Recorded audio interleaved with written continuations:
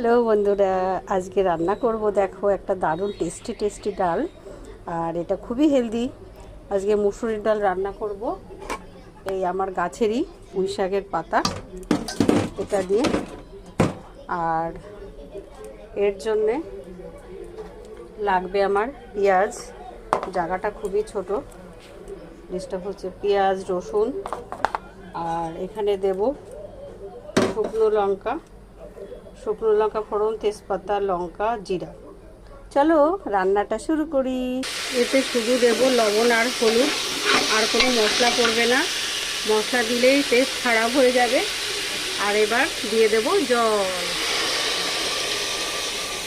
পরিমাণ মতো জল দিয়ে দিলে এবার 3টে সিটি দিয়ে নামিয়ে নেব।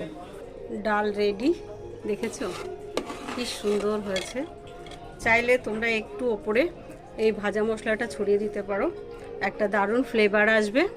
ঠিক আছে বন্ধুরা, টাটা।